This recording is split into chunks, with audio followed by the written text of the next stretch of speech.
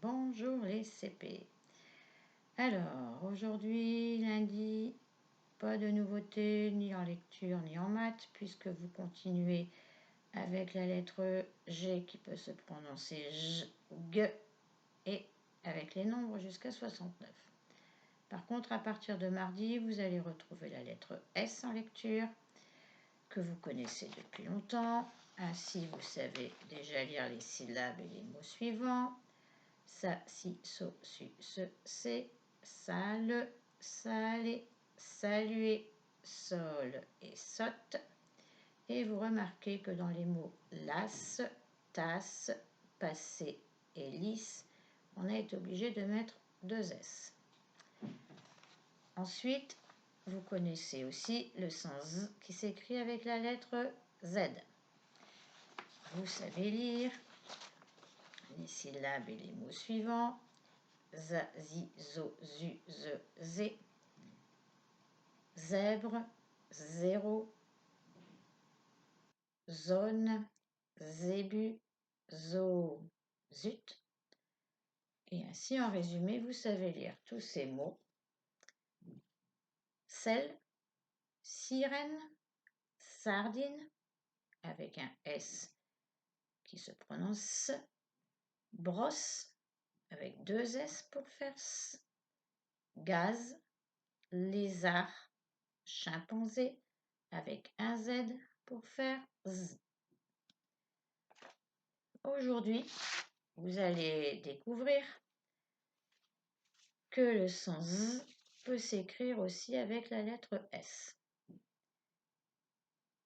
Ainsi, quand vous entendez, par exemple, les mots cerise, fraise, fusée, rose, la couleur, la fleur, notre camarade de classe, ainsi que Louise et Ambroise, vous entendez bien le son Z dans tous ces mots.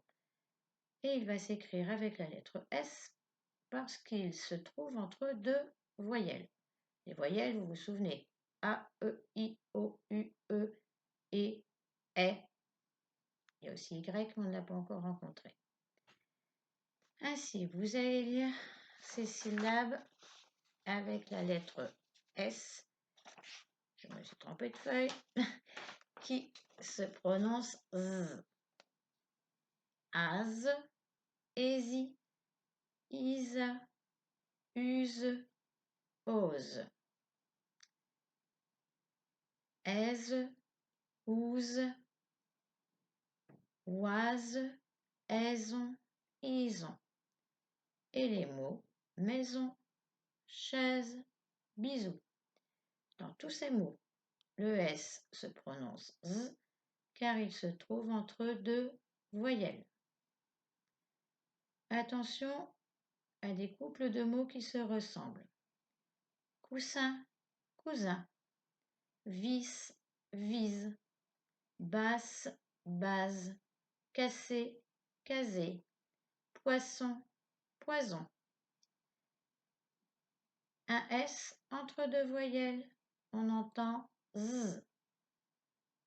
Pour entendre S, il faut donc mettre 2 S. Voilà pourquoi, dans les mots de la première feuille, dans lesquels vous aviez 2 S ici, c'était pour que vous entendiez le son S. Sinon, ces mots seraient devenus lase, tase, pasé, lise. Maintenant, vous comprenez cette histoire des 2 S entre 2 voyelles pour faire le son S.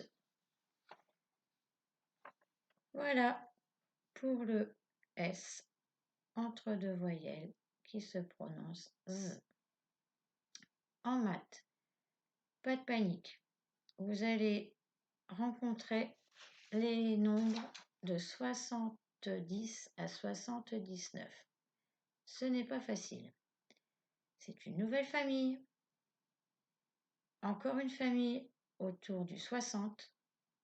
La semaine dernière et lundi, vous avez travaillé sur la famille du petit 60, j'ai envie de dire. Et là, vous allez travailler sur la famille du grand 60. 6 dizaines pour la famille du petit 60, 7 dizaines pour la famille du grand 60. Ce qu'il s'agit de retenir en particulier, c'est donc que les nombres à deux chiffres qui commencent par un 6 ou un 7 font partie de la famille des 60. Pour les nombres à deux chiffres qui commencent par un 6, ceux qui ont 6 dizaines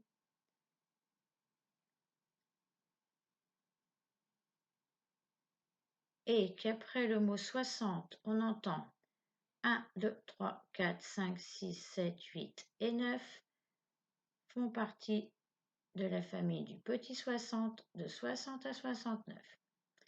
Tandis que pour ceux qui commencent par un 7 et qui donc après 60, on entend 10, 11, 12, 13, 14, 15, 16, 17, 18, 19, ils font partie de la famille du grand 60, c'est-à-dire 70, et ce sont donc les nombres de 70 à 79. Alors, ne vous inquiétez pas, vous allez tout simplement les aborder cette semaine et nous reverrons tout ça ensemble à partir de la semaine prochaine. Voilà, je vous dis bon courage, je vous dis à bientôt.